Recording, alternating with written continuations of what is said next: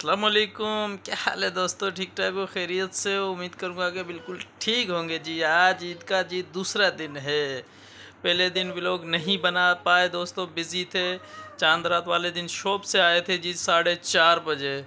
उसके बाद इतने थके हुए थे कि आके थोड़ी देर लेट गए तो फिर उठे थे नमाज के टाइम। ईद की नमाज़ पढ़ी 7 बजे, मस्जिद में नमाज़ हुई तो वहाँ गए थे। 7 बजे नमाज़ पढ़ी, नमाज़ पढ़ के आके फिर जी मैं लेट गया तो फिर तकरीबन लेटने के बाद थोड़ी देर के बाद कसाई आ गए। फिर जानवर ज़िबा करने थे तो अब्बू ने उठाया कि आ जाओ कसाई आ गए। तो फिर उठे, वो गोश्त वोश्त बनाया, फिर वो बांटने गाँव चले गए। फिर आए, फिर लेटने इन्होंने नहीं दिया, इन्होंने लेटने नहीं दिया तो फिर रात जल्दी सो गया था। तो अभी उठे हैं। अभी बेगम साहिबा कह रही है कि जी आज ईद का दूसरा दिन है और आज ससुराल डे, हमें छोड़ के आओ मेके। तो अब हम भी साथ जाएंगे जी, वहाँ दावत है हमारी। कल तकरीबन 3-4 दफ़ा फ़ोन किया था उन्होंने, मेरे ससुराल वालों ने, कि आ जाओ भाई, कल लाजमी आना, टाइम से आना, आप लोगों की दावत है। तो अब निकल रहे हैं वहाँ पे। रूहान तो रेडी हो चुका है, बेगम साहिबा नहाने गई हैं, वो नहा के आ जाएं तो फिर मैं जाता हूँ, नहाता हूँ, फ्रेश होता हूँ और फिर निकलते हैं जी उनकी तरफ। हम जी जा रहे हैं बाहर और हमारे घर मेहमान आना भी स्टार्ट हो गया। ये जी मेरी भांजी है, ये जी टंडो आदम से आए, और ये वाले जी जहाँ हम जा रहे हैं उनके बस साथ में इनका घर है जी, मेरे ससुर के साथ में इनका घर है।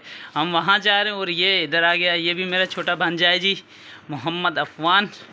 और ये तो हमारे घर की है जी, भतीजी। और ये भांजी कल जब गोश्त बांटने गए थे गाँव तो ये हमारे साथ आई है। और ये इसको तो आप बस जान ही चुके हो।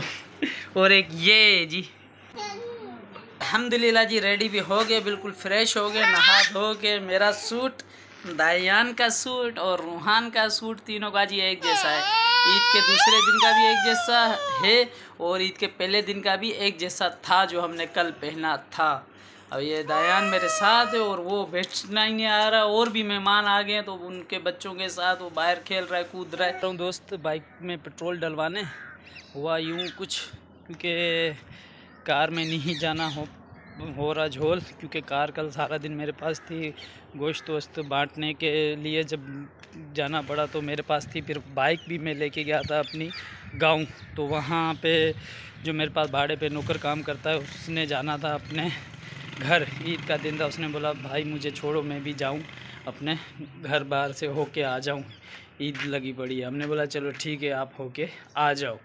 तो बाइक मेरे वाली उसको दे दी थी, वो चला गया था वहाँ। तो गाड़ी पे अब्बू यहाँ से मेरी बाइक पे गए थे। फिर वापसी में अब्बू को मैं कार में ले आया था साथ।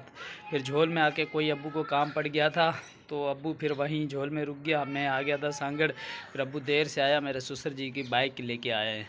तो उस बाइक पे हम अभी जा रहे हैं झोल, क्योंकि कार भाई ने कहा कि मुझे ज़रूरत है, मैंने कहीं जाना है तो कार दे रहे हैं उसको। तो वो ससुर वाली बाइक पे जाते हैं, वो भी क्योंकि वो देनी है, फिर वहाँ से अपनी बाइक भी तो लेके आनी है, तो इसीलिए कार पे जाना कैंसिल। चश्मा जी गाड़ी में पड़ा हुआ है, निकाल लेते हैं, धूप होती है, गर्मी होती है। तो कल मैंने चश्मा एक लिया था, तो अल्लाह करे गाड़ी में हो। मुझे लगता है गाड़ी में, पता नहीं कहाँ गया। नहीं यार गाड़ी में तो नहीं है, घर पर भी नहीं था। कहाँ गया यार, नीचे तो नहीं गिरा, यहाँ तो नहीं है। कल लिया था चश्मा, चलो घर जाके देखते हैं। मिल गया जी चश्मा, घर पे पड़ा था। गर्मी बहुत थी जी घर पे, लाइट थी नहीं, तो इसीलिए गर्मी लग रही थी बहुत। और जुमे का भी दिन है, जुमे की नमाज़ पढ़ने भी मैंने बोला चलो चलते हैं मस्जिद की तरफ। वहाँ पंखे वंखे भी लगे होंगे, वहाँ सुकून से चल के थोड़ी देर बैठते भी हैं और नमाज़ भी अदा करते हैं। अभी हुए हैं जी 1:15 और नमाज का टाइम है यहाँ 1:15 बजे।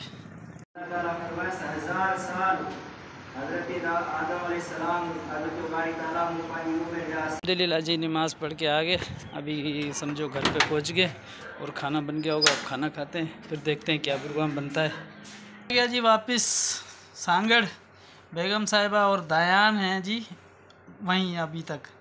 तो मैं और रूहान आए साथ, रूहान भी मेरे साथ आ गया वापसी में।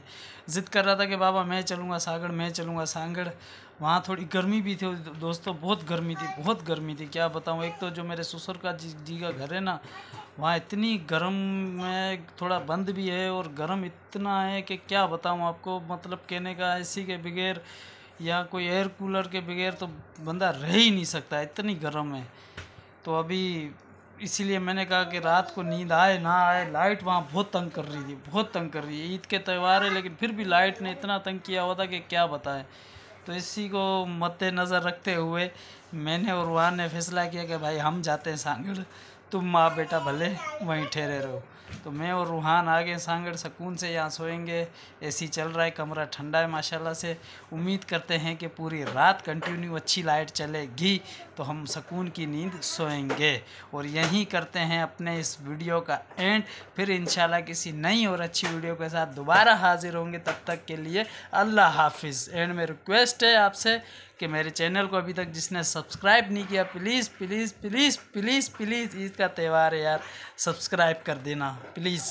और आखिर में आपको रूहान से मिलवाते हैं, ये मेरे साथ है रूहान।